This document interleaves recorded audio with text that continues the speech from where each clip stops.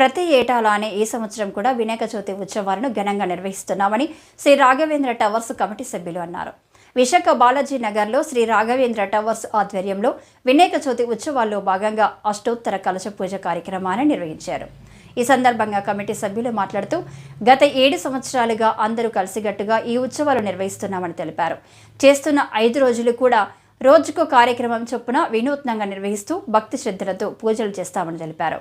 ఈ కార్యక్రమంలో apartment committee సభ్యులతో పాటు ఉత్సవ కమిటీ సభ్యులు కూడా పాల్గొన్నారు.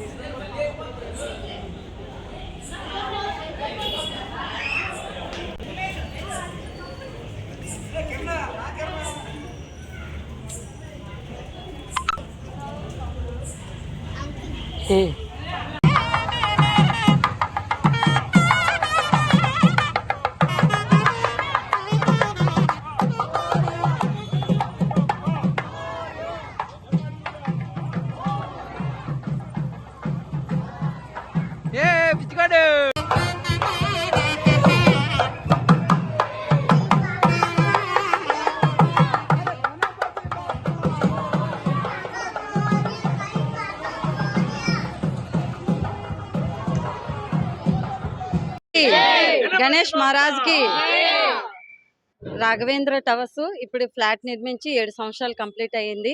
ప్రతి సంవత్సరం దిగ్విజయంగా వినాయక చవితి అనేది జరుపుకోవడం జరుగుతూ ఉన్నది. ప్రతి సంవత్సరం కూడా ఇప్పటికి 7 సంవత్సరాలు కంప్లీట్ అయ్యింది. ఈ సంవత్సరం కూడా దిగ్విజయంగా వినాయక చవితి అనేది మేము జరుపుకోవడం జరిగింది. ఈ 5 రోజులు రోజుకో ప్రోగ్రాం చెప్పిన నిర్వర్తిస్తున్నాము. ఈ రోజు కూడా 108 కలశాలతో వినాయకుడికి పూజ చేశాము.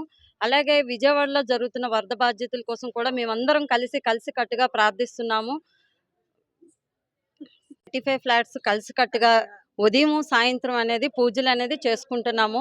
నైవేద్యాలు కూడా రోజుకో వెరైటీ నైవేద్యాలు పెట్టుకుంటూ అందరం కలిసికట్టుగా పిల్లలకి గేమ్స్ కండక్ట్ చేస్తున్నాము. పెద్దవాళ్ళకి కూడా గేమ్స్ అది కండక్ట్ చేస్తున్నాం. ఇలా చేయడం వల్ల ఏంటంటే ప్రజలందరిలో కమ్యూనికేషన్ అనేది చాలా బాగా పెరుగుతుంది. ఎందుకంటే ఒకరికి కమ్యూనికేషన్ అనేది చాలా డెవలప్ అవుతుంది అనేసి నేను కోరుకుంటున్నాను.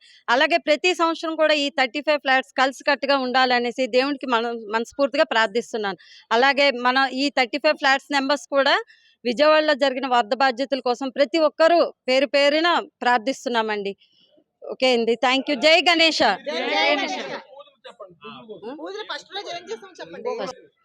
ఈ వినాయక చవితి అనేది మేము గత 10 రోజుల నుంచి మొత్తం 35 ఫ్లాట్స్ కూడా ఆడ మగని తేడా లేకుండా, పిల్లలని కూడా తేడా లేకుండా ప్రతిరోజు ఉదయం అనగా సాయంత్రం అనగా కష్టపడుతూ పందిరిని ఏర్పాటు చేస్తూ అందరం ఒక కమ్యూనికేషన్గా ఉంటూ ఇది నిర్వర్తించామండి.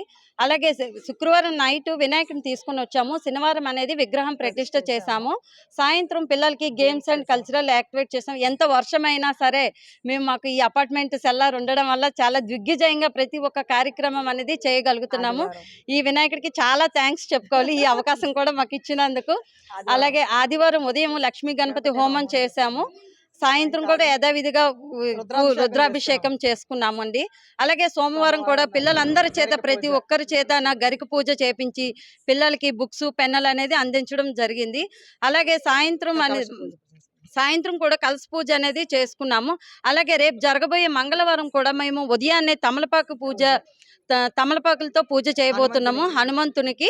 అలాగే సాయంత్రం స్త్రీలందరి చేత కూడా ప్రతి ఒక్కరి చేత కుంకుమ పూజ అనేది దిగ్విజయంగా చేయడం జరుగుతుంది.